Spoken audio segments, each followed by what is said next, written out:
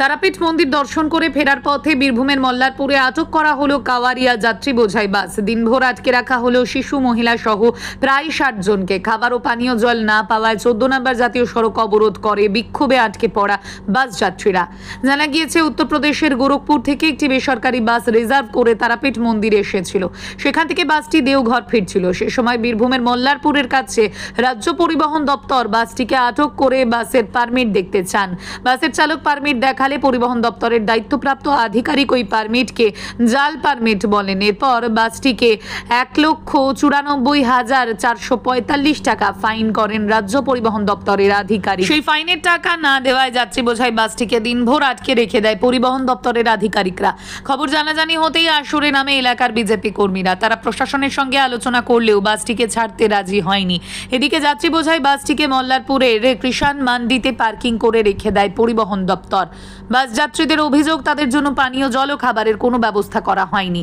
দিনভর পানীয় জল ও খাবার না পেয়ে রাত ১০টা নাগাদ ১৪ নম্বর জাতীয় সড়ক অবরোধ শুরু করেন বাসের যাত্রীরা। অবরোধের খবর পেয়ে মল্লারপুর থানার পুলিশ ঘটনাস্থলে পৌঁছে অবরোধকারীদের হটিয়ে দেয়।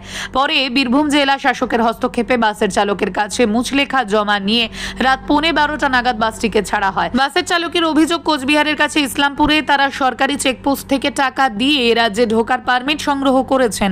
এই পারমিট জাল হলে সেখানে কিভাবে জাল পারমিট চক্র চলছে।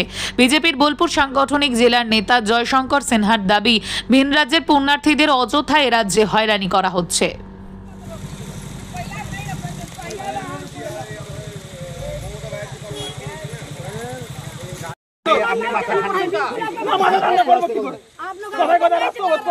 আমি রাস্তা অবরোধ করুন না, দেখি আমিও কেস করছি। দেখেন, আমি অ্যাম্বুলেন্সের ড্রাইভারের কাছে কেস করছি। আপনি খালি রাস্তা অবরোধ করুন, কত রাস্তা অবরোধ করবেন? কি হয়েছে? কি হয়েছে?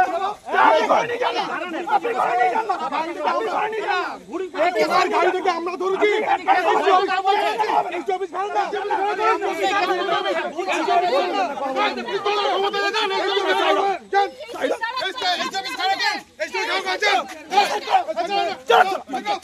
কি হয়েছে?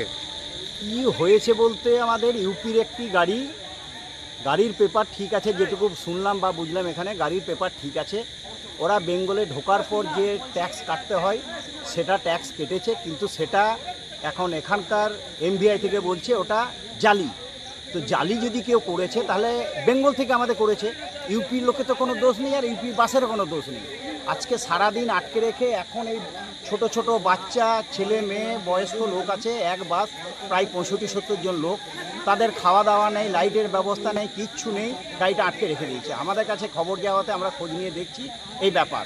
তো আমাদের তো মনে হচ্ছে এখন যে এইটাই ইনস্ট্রাকশন এসেছে দিদিমণির হয়তো, যে ইউপি বা অন্যান্য দেশে, অন্যান্য জায়গাতে যে মাইগ্রেন্ট লেবারদের যেটা বাংলাদেশি রোহিঙ্গাদের উপর যেটা চলছে, ওরা সেইভাবে আমাদের ইউপির দেশে যে নাম্বার চালাও, এদেরকে হ্যারেস করো, এইটাই ওর উদ্দেশ্য। কিন্তু আমরা এর শেষ দেখে ছাড়বো, যতক্ষণ না এদের সুষ্ঠুভাবে গাড়ি ছাড়া বা এদের নির্দিষ্ট জায়গায় ওদের গন্তব্যস্থলে না পৌঁছাচ্ছে, আমরা কিন্তু ছাড়বো না, আমরা কিন্তু আন্দোলন করব এবং প্রয়োজনে আমরা রাস্তায় বসবো, সারা রাত আমরা রাস্তায় বসে থাকবো, কিন্তু আমরা এর একটা বিহিত না করে ছাড়বো না।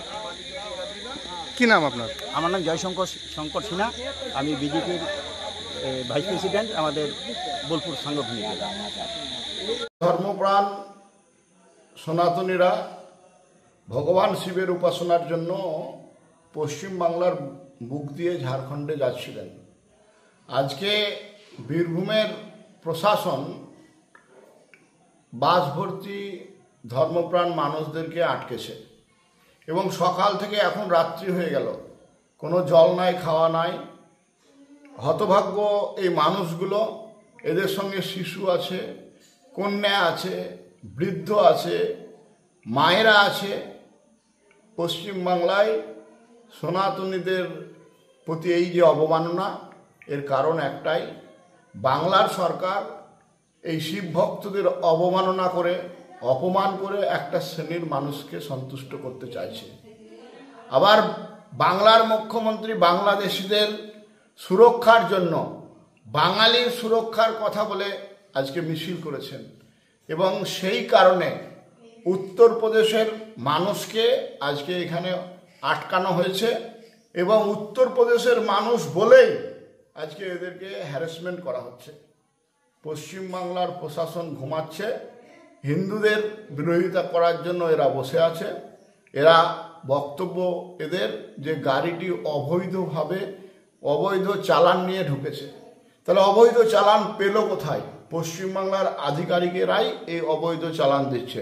তার দায়ী তো প্রান্তিক ড্রাইভার উত্তরপ্রদেশের, সে তো নয়, পশ্চিমবাংলার প্রশাসন দায়ী। এখানে সমস্ত কিছু অনৈতিকভাবে চলছে, আর এই উত্তরপ্রদেশের ধর্মপ্রাণ মানুষগুলোকে এরা হ্যারাসমেন্ট করতে চাইছে। যেহেতু বাংলাদেশি বাঙালিরা বিভিন্ন জায়গায় আক্রান্ত, তাই উত্তরপ্রদেশ থেকে আগত এই সমস্ত মানুষদেরকে হ্যারাসমেন্ট করে একটা শ্রেণীর মানুষকে সন্তুষ্ট করতে চাইছে পশ্চিমবাংলার শাসক দল।